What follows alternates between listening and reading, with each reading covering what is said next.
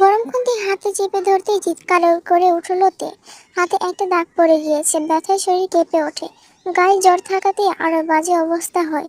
দু চোখ ফেটে অশ্রু পড়ায়। আর্তনাদ করে ওঠে মেয়েটা। তের আর্তনাদে আরো বেশি রেগে গেলেন লিসা। তের চুলের মুঠি করে ধরলেন।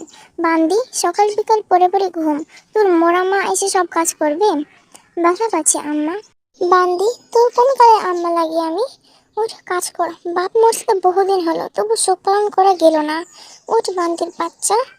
প্রচন্ড ব্যথায় শরীরে চুল মুঠি ধরাতে নরক যন্ত্রণা অনুভব হয়। এদিকে হাতে খুন্তি ধরাতে ফসকা পড়ে গিয়েছে। অসহ্য যন্ত্রণায় আবারও আর্তনাদ করে উঠেতে লিসা নিজের সর্বশক্তিতে ধাক্কা দিয়ে থেকে মেঝেতে পড়ে গিয়ে হাতে ব্যথা পাইতে ফসকা পড়ার স্থানে আঘাত লাগায় আরো ব্যথা অনুভব হয়। মুখ দিয়ে অনিচ্ছায় আর্তনাদ বেরিয়ে আসে। সেই আর্তনাদ লিসার কানে আসতেই বলেন, বান্দির বাচ্চা, নাটক করস? এইটুকু ফুচকা পড়াতে রংবাজি শুরু করছস? ওঠ বান্দি। তে শরীরে লাথি মেরে চলে গেলেন লিসা। হাঁটুতে থেতলে গেছে, ব্যথায় শরীর নাড়াতে পারে না। টেবিলের পায়ে ধরে উঠে দাঁড়াইতে কোনো মতো চলে আসে বাড়ি। এক পলক তাকিয়ে লিসা বলেন, রান্নাঘরে বাসন পড়ে আছে, খাল পানি নিয়ে সব ধুয়ে নিবি। আর শোন, বাড়ির পিছনে উঠানে অনেক ময়লা জমছে, সব পরিষ্কার করবি। আচ্ছা আম্মা। রান্নাঘর থেকে বাসন নিয়ে খাল পাড়ে যাইতে পাশের বাড়ির নতুন বউ পেয়েকে দেখে আফসোস করে ওঠে। আহা, তোমার ভাগ্য অনেক খারাপ গতে, এমন নরকে পড়ে আছো কি করে? আল্লাহ জানে। কি করবা ভাবি, এই বাড়ি ছাড়া তো আর কোনো যাওয়ার জায়গা নেই আমার। কেন, তোমার মামার বাড়ি নেই? মামার বাড়ি আছে, তবে বড় মামা আর ছোট মামা আমাদের সাথে কোনো সম্পর্ক রাখেনি। কেন? আমার মামার বাড়ির অবস্থা সচ্ছল। বড় মামা আর ছোট মামার বেশ টাকা পয়সা থাকলেও মেজো মামার তেমন টাকা পয়সা ছিল না। সে বছর ধানের আড়তে বিশাল লস হয় মেজো মামার অবস্থা তখন মোড়ার মতো। আমার মা তখন নিজের ভাগের সম্পত্তি মেজো মামাকে দিয়ে দেয়। মেজো মামা সব সম্পত্তি বিক্রি করে ব্যবসা শুরু করে। তখন আবারও লসের ভাগে পড়তে হয় মামাকে। আমার বাবার সাথে মেজো মামার দ্বন্দ্ব বেঁধে যায়, কারণ বাবার সাথে মায়ের কথা হয়েছিল মেজো মামার ব্যবসায় দাঁড়ালে মেজো মামা সব সম্পত্তি ফিরিয়ে এনে দিবে। কিন্তু তখন তো এমনটা সম্ভব হয়নি। তখন বড় মামা আর ছোট মামাও সবার থেকে মুখ ফিরিয়ে নিয়ে মেজো মামাকে সম্পত্তি দেওয়ার কারণে তারা খুব প্রকাশ করেন। সকলের সম্পর্ক ভেঙে যায়, মেজো মামার সাথে কোনো সম্পর্ক রাখতে দেয়নি বাবা। তারপর পাশের গ্রামে একটা ছোট সংসার করে মেজো মামার। তার কিছুদিন পরেই মেজো মামার মেয়ে হয়। মামির শরীর অসুস্থ থাকায় মেজো মামা সব বিক্রি করে যায় শহরে। তারপর কখনো ফিরে আসেনি, আর না আমাদের সাথে কোনো যোগাযোগ হয়েছে। তার বছরখানেক পর আমার মা মারা যায়। তখন আমার বয়স 8 বছর। মাস যেতে বাবা বিয়ে করেন। আমার সৎ মা সাথে নিয়ে আসেন আমার ছোট বোন জেনিকে। জেনি আর আমি সমবয়সী, মোটামুটি ভালো চলতে থাকে সব। মাকে ছাড়া কষ্ট হতো, তবে বাবা তখন খুব আদর করতে লাগলো। আমার যখন 16 বছর তখন বাবাও মারা যায়। কথাগুলো বলার সময় চোখ থেকে পানি পড়ে যেতে একটু করে হাসিতে রোজ বলে, চাচা থাকতেও কি তোমার সৎমা তোমাকে এমন করতো? করতো, তবে বাবা মারা যাওয়ার পর অতিরিক্ত মারে। আগে কোনো কাজ দিলে আমি যদি না পারতাম তাহলে বকা দিত আর বাবার কাছে মিথ্যে নালিশ দিত। বাবা শেষে পাত্তা দিত না। তবে একদিন বাবা আমাকে খুব মেরেছিল, কারণ আম্মা বাবাকে বলেছিল আমি নাকি পাড়ার কোন ছেলের সাথে নষ্টি ফষ্টি করে বেড়াই। তোমার কপালটা সত্যি খারাপ, খুব মায়া হয় গো তোমার জন্য। তবে কি করবো বলো? দোয়া করো ভাবি। হ্যাঁ করব। আচ্ছা, তুমি এখন পড়াশোনা করো না? কলেজে ভর্তি হয়েছিলাম, তবে কলেজে যেতে দেয় না আম্মা। জানি না পড়াশোনাটা হবে কিনা। রোজ কিছু বলবে তার আগে ওর শাশুড়ি ডাক পড়ে দ্রুত চলে যায় রোজ। দীর্ঘ শ্বাস ফেলিতে বাসন ধুয়ে বাসায় নিয়ে যায়। নিশা আবারও চিৎকার করে ওঠেন, গালিগালাজ করতে থাকেন। কোন নাগরের সাথে কুকাম করতে গেছে ঘাটে? এত টাইম লাগে এই কয়টা বাসন পরিষ্কার করতে? বান্তির বাচ্চা, আগে পেছনের উঠান পরিষ্কার কর। আর শোন, জেনির মাথায় তেল দিয়া দিবি। কিন্তু আম্মা, জেনি তো তেল দিতে চায় না। তোর এত ভাবা লাগবে না, আমি যা বলছি তাই কর। আচ্ছা।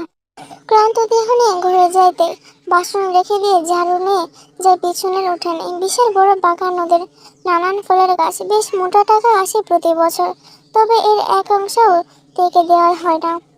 অর্ধেক টাকা রেখে দেয় জেনির জন্য, আর অর্ধেক টাকা নিজেদের জন্য এটা ওটা কিনে আনে। কখনো থেকে কিছু দেয় না। পুরোনো নোংরা কাপড় জোটেতে কপালে। আগে অবশ্য এমন হতো না, তবে 5 বছর ধরে এমন হয়ে চলেছে। কারণ তের বাবা সুবিন সদরে কাজ করতেন তখন। তবে 1 বছর আগে কারখানায় ভয়াবহ ভাবে আগুন লেগে মারা যান তিনি। সেখান থেকে মাসিক ভাতা দেওয়া হয়, যাদের সংসার চলে। তাছাড়া গ্রামের জমি আর দোকানের টাকা সম্পূর্ণ জমা হয় জেনির জন্য। বাগানের একপাশে কয়েকটা অপরাজিতা ফুলের গাছ লাগিয়েছে তে। বহুদিন হলো যত্ন নেওয়া হয় না। অযত্নে বেড়ে ওঠা গাছগুলো বেশ সুন্দর ফুল ফুটিয়েছে। বেশ ভালো লাগে তে। গাছের ফুলে হাত বুলায়, ঝুঁকে ফুলের গন্ধ নেই। ওঠার সময় চোখে পড়ে আম গাছের আড়ালে জেনিকে। গ্রামের মাতাল ছেলে কায়ের সাথে ঘনিষ্ঠ অবস্থায়। তে আত্মা কেঁপে ওঠে। জেনি একই ভুল করে চলেছে, মেয়েটার কোনো বিপদ হবে না তো? এই আশঙ্কায় বুক কেঁপে ওঠে ওর। এগিয়ে যায় সেদিকে। তেকে দেখে ঝটকা খায় জেনি। কায়ের থেকে কয়েক হাত দূরে সরে যায়। হঠাৎ তেকে আসা দেখে হতবুদ্ধি হারিয়ে ফেলে। তেকে উদ্দেশ্য করে বলে, তুই এখানে? কাজ করছিলাম। তুই এখানে কি করছিস? দেখ জেনি, কায় ভাই মানুষটা ঠিক নয়, চলে আয়। কি বলতে চাচ্ছিস তুই? এই যে তুই কায় ভাইয়ের চালে পা দিয়েছিস, এটা ভুল। বাসায় যাবে। জেনে বুঝতে পারে তো সবটা দেখে নিয়েছে। লিসা জানলে সর্বনাশ হয়ে যাবে। তৎক্ষণাৎ বুদ্ধি বের করলো জেনে। চিৎকার করে বলে, মা, ও মা, দেখে যাও এখানে কি হচ্ছে। কি করছিস তাকে জেনে? আম্মা এসব দেখলে বকবে তোকে। চুপ কর তুই। পাড়ার ছেলেদের সাথে নষ্টামি করে বেড়ানো হচ্ছে। আজকে তোর খবর আছে। জেনির কথা শুনে অবাক হইতে, মিথ্যে বলছিস কেন জেনি? জেনি চিৎকারে চলে আসেন লিসা। জেনি, মিথ্যে বলছিস কেন? মা দেখো, এই দুলালি কাই ভাইয়ের সাথে নষ্টামি করছিল। আমি দেখে ফেলতেই বলে আমাকে কিছু বলবি না। আমি তোমাকে দেখিয়েছি তাই এখন বলছে আমি নাকি কাই ভাইয়ের সাথে নষ্টামি করছি। মিথ্যে বলছিস কেন জেনি? আশেপাশে চোখ বুলিয়ে ঝাড়ু দেখতে পায় লিসা। তার শরীরে ঝাড়ুর আঘাত পড়তে চিৎকার করে ওঠে। জোরের শরীর, তার উপর একটু আগে ফোসকা পড়া হাতের ব্যথা, সব মিলিয়ে অসহ্যনীয় যন্ত্রণা। লিসা নিজের সর্বশক্তি দিয়ে মারে থেকে। কাই মদ খাওয়া শরীরে ঢলে। জেনি ইশারা করে চলে যেতে বলে। কাই চলে যায়। জেনি ব্যঙ্গ হাসে। মায়ের সাথে সাথে সে নিজেও থেকে আঘাত করে। তে বুঝতে পারে এই জীবনে অপেক্ষার প্রহর শেষ হবার নয়। মরণ বুঝি আজ ঘনিয়ে এলোতে খুব করে চাচ্ছে আজ তার মৃত্যু হোক। এই যন্ত্রণা সে আর নিতে পারছে না। চোখ দুটো বন্ধ হয়ে মুহূর্তে জ্ঞান হারিয়ে তলিয়ে যাইতে। তে সমস্ত শরীর জুড়ে ব্যথা। সে বিছানা থেকে উঠতে পারছে না। এদিকে লিসা রেগে রুদ্রমূর্তি হয়ে আছেন। হাজার খানেক যন্ত্রণা নিয়ে উঠে পড়ল মেয়েটি। ধীরে ধীরে কাজ করতে লাগলো। জেনি ঘরে বসে ফোন চাপছে। কিছুদিন পূর্বে তাকে ফোন কিনে দেওয়া হয়েছে। ঘর পরিষ্কার করছি, পাটা সরা। পা সরালো জেনি। কলপাড় থেকে পানি এনে ঘর মুছতে লাগলো তে। জ্বরের শরীরে পানি যেন নরক যন্ত্রণা। গতদিন মার খেয়ে জ্ঞান হারিয়েছিল, তারপর তাকে পানি দিয়ে জাগানো হয়েছে। লিসার মনে হয়তো একটু মায়া জেগেছিল, তাই সেদিন কোনো কাজ করতে হয়নি। অথচ আজই মুক্তি নেই। ধীরস্থিরভাবে জায়গাটা পরিষ্কার করে ফেললো। তবে পুনরায় জেনি বাদামের খোসা ফেললো। ভেজা মেঝেতে মিশে রইল তা। লিসা তখন রান্না শেষ করে ঘরে এসেছেন। তে কাজ শেষ করে গোসল করতে গিয়েছিল।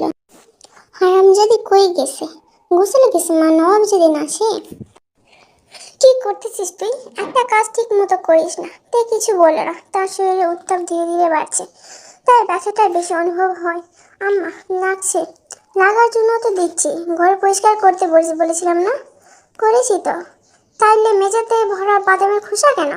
জেনে ফেলেছে। আমি তো পরিষ্কার করে গিয়েছিলাম।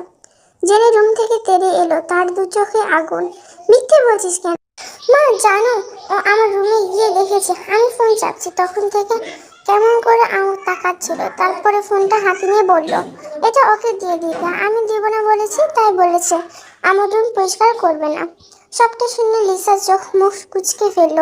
তে হতভম্ব। সে নিজের হয়ে সাফাই গাইবে সেই উপায়ও নেই। লিসা মরা কান্না জুড়ে দিল।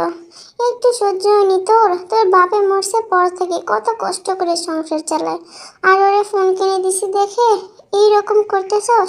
এই জন্যই বলে পরের মেয়ে পরে হয়, পেটের মেয়ে হতে পারে না। আরো কিছু কথা বলে চলে গেল লিসা। তে দুঃখ পেল। জেনি সব